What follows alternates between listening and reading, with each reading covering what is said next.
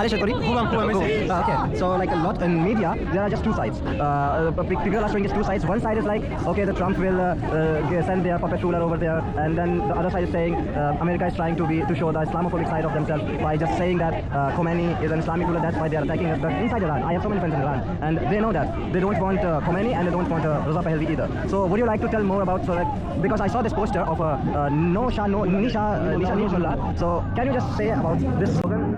Yes, I can see it. This slogan comes from within Iran. Yeah. It's not created, but we just reflected. Yeah. And it has the roots. It has its roots from the past dictatorship that has been repressing. We had, you know, the prison of Evin, the notorious prison of Evin, was created by Shah of Iran. It's not by the mullahs. It was by the Shah. The instrumentalization of torture in Iran was done by Savak, which was the secret police of the Shah. All this repression you see in Iran has its roots in the dictatorship of Shah. They just have evolved it and developed it to be more advanced. So that's why we say no Shah, no Mullah. We do not want any repressive system. We do not want any repressive police. We do not want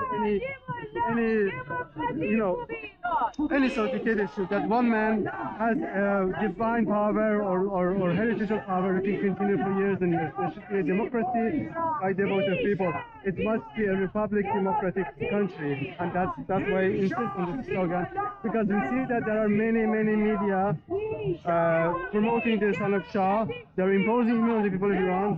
People are believing he's the only voice, he's the only face, because nobody else is seen. Because the truth is that the fighters are imprisoned, the fighters are arrested, they're killed. But he's not a fighter, he's nobody. He's just a face, you know, emboldened by the Western media and imposed by media towards Iran in order to make the people believe that he's the only one available to them. Exactly, like because he hasn't fought the independence that you are fighting now. So why he should be there? 6 months ago, nobody even talked about him in the street. And today, okay, cool. this huge crowd asking his names. The question is, where does this come from? Yeah. It's the force of media imposing something on the crowd. You can always play and manipulate the crowd by lots of means, but it doesn't have any roots in the society and it will not be accepted. You can always impose a limb to a body, but the body will reject it. It doesn't come from this body. Yeah. You will have a limb that comes from its own. Yeah, and you can see now in a lot of Asian and Arab countries, like there are some extremist group. Always, like in any religion, you can expect the extremist group. So they are now having a protest against US, and they are saying Khomeini is a good man. Why US is doing that? So these are groups that have been supported by the regime one way or the other. In the minimum, they have been supported ideologically. But the truth is, they are more financially supported. All of them have financial support from the regime. They live on this regime. They're survived by this regime, and the regime is gone. They're also gone. So they have to fight for this regime. Yeah, and they're depending on this regime. And it's very saddening that even the countries who are secular, you can easily see people are protesting for Khomeini. But like in Iran, it's the different case. Like because Iran is a very important geopolitical position. So there's lots of other interests involved. There's lots of people in the West, non-Muslims, who suddenly become defender of the country of Iran. Why do you attack these poor people, and why do you engage illegal wars? Of course, it's an illegal war. I agree with that. There is no legal basis for it. But you should not feel sorry for this regime who's been killed in this attack.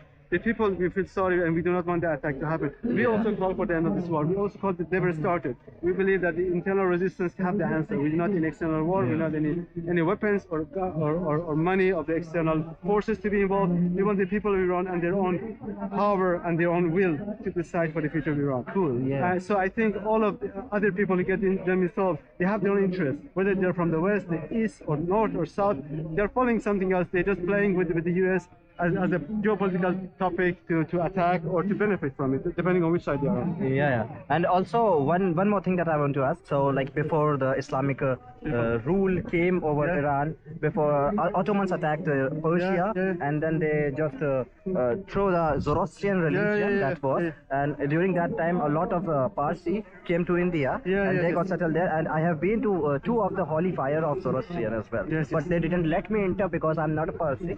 So that's their rule. I have to respect that.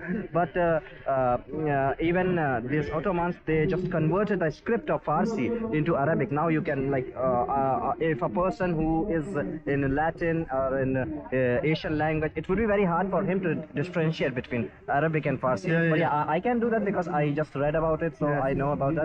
So what is now the religious, what will be the religious mindset of the people now? Because they are not, will they be atheist or, I don't know. It's hard to say because the church has 45 years of religious dictatorship has of course created a distance from Islam.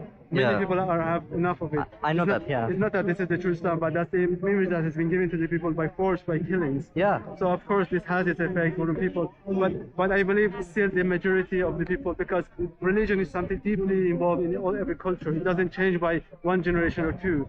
It takes time. So I do not think the Iranians have changed faith to another religion, but I think there is more people who are taking distance from it. It's more the repressive side of the presented Islam that they don't like. It's not the idea of believing in God. It's just that they don't want to have any more repression in the name of God. Yeah. And I think depending on what religion, of course, if we call for a republic, state, separation of church and state, so we do not want any religion and power. Of course, this is our belief. The government should be separated from all religions.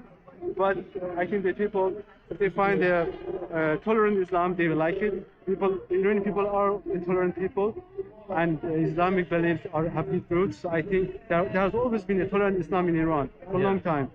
This regime is only the repressive versions of it, and it's gone. I think it's the end of this regime. So I am hopeful that the tolerant version of Islam, which has its presence in Iran even today, will emerge. And if the people accept it, it will be the main religion. If they don't accept it, we will see. There might be a peace. I don't know. It's up to the people. I cannot choose. I'm just thinking how it should go. Yes. It's up to them to decide. So can I expect the rise of Zoroastrian again in Farsi? Zoroastrian will. I think Zoroastrian will be bigger because it has a very ancient, Yeah, it's like very long. Yeah, so people will of course seek for it because they have had enough of this version. I think they will be more publicly attracted to it. But I cannot say if it's going to be because it's more or less a religion which is a very minority in the world. Obviously, whether you can say unfortunately or not, but this is the course of history. Yeah. But I think it's important because it has its Iranian signature on it. It's an Iranian religion, and it's a very calm religion among the very, very peaceful religions.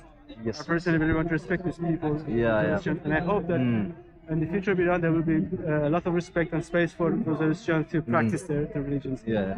So there are 7 or 8 fires around the world, but 5 of them are in India. Just 2 of them, I guess, one is in Iran. Yeah. Is it Iran? There is one in India, still in Iran. Have you been there? I haven't been there. I haven't been in Iran since I was a child. But cool. But this fire, they say, it's an eternal fire. They keep it on and on. Yes, I don't know yes.